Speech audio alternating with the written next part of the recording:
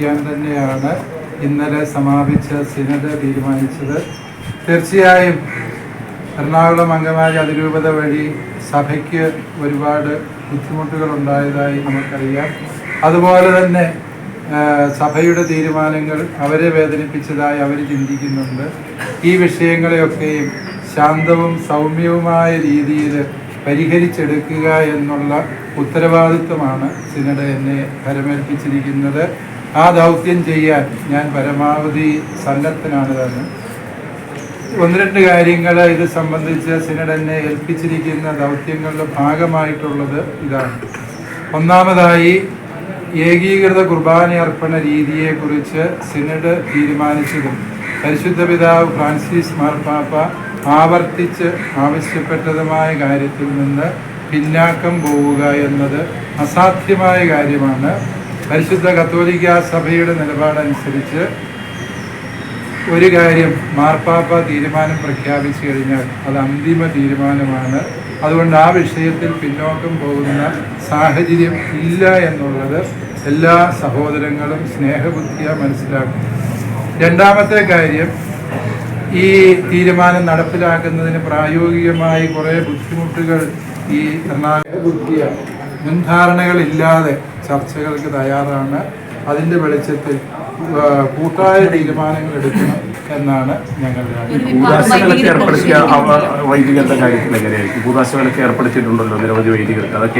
പല ഇതും pending enquiry suspensions ആണല്ലോ. അത് അന്വേഷണം പൂർത്തിയാകുന്ന മുറയ്ക്ക് ആ കാര്യങ്ങൾ നടപ്പിൽ വരും. തീർച്ചയായും പ്രതിഷേധിക്കുന്നവരെയും അനുകൂലിക്കുന്നവരെയും എല്ലാവരെയും ചർച്ചയ്ക്ക് വിളിക്കും. അങ്ങനെ രണ്ട് വിഭാഗങ്ങളായിട്ട് ഈ അതിരൂപത പോകരുത്. അതിരൂപത ഒരു മനസ്സോടെ ഒറ്റക്കെട്ടായി നിൽക്കണം എന്നാണ് സിനഡ് ആഗ്രഹിക്കുന്നത്. ആ നിയോഗമാണ് പിതാവിനെ ഏൽപ്പിച്ചിരിക്കുന്നത്. ജില്ലാ കളക്ടർ വിളിച്ച ചർച്ചയിൽ അതിരൂപതയുടെ ഒരു പ്രതിനിധി പങ്കെടുക്കുന്നുണ്ട്.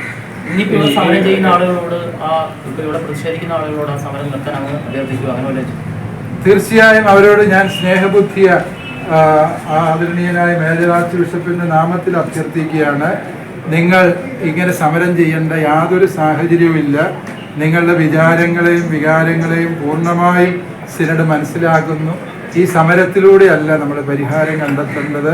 സമരം അവസാനിപ്പിച്ച് നമുക്ക് സൗഹൃദത്തിൻ്റെ മേശയ്ക്ക് ചുറ്റും ഒരുമിച്ചിരുന്ന് പ്രശ്നങ്ങൾ ചർച്ച ചെയ്ത് പരിഹരിക്കാനുള്ള വഴി പശ്ചാത്തലത്തിൽ കഴിഞ്ഞ ജൂലൈ 1-ാം തീയതി ഒരു വ്യവസ്ഥ ഉണ്ടാക്കുകയുണ്ടായി. അതായത് തീരുമാനങ്ങളിൽ മാറ്റമില്ല, പക്ഷേ ഈ ഏകീകൃത കുർബാന അർപ്പണ രീതി നടപ്പിലാക്കുന്നതിനുള്ള ബോധവൽക്കരണത്തിൻ്റെ ഭാഗമായിട്ട് ഞായറാഴ്ചകളിലെ നിശ്ചിത സമയങ്ങളിലുള്ള വിശുദ്ധ കുർബാനയിൽ ഒരു കുർബാനയെങ്കിലും ചൊല്ലുന്ന വൈദികർക്കെതിരായി മറ്റ് നടപടികൾ ഉണ്ടാവില്ല എന്ന് മുൻകൂട്ടി അറിയിച്ച കാര്യം, ആ അറിയിച്ച കാര്യം തുടരാൻ തന്നെയാണ് സിനഡ് തീരുമാനിച്ചിരിക്കുന്നത്. അതിൽ മാറ്റമില്ല. അപ്രകാരം ഈ ഒരു നിലപാട് അത് എന്നത്തേക്കാണത് മാറ്റാൻ പറ്റുക എന്നുള്ളത് കൂടിയാലോചനകൾക്ക് ശേഷം തീരുമാനമെടുക്കുന്നതായിരിക്കും. അതുകൊണ്ട് ഇത് എന്നേക്കുമായി അടഞ്ഞു പോയതോ മുറിഞ്ഞു പോയതോ ആയൊരു വിഷയമായിട്ടോ ബന്ധമായിട്ടോ മനസ്സിലാക്കേണ്ടതില്ല.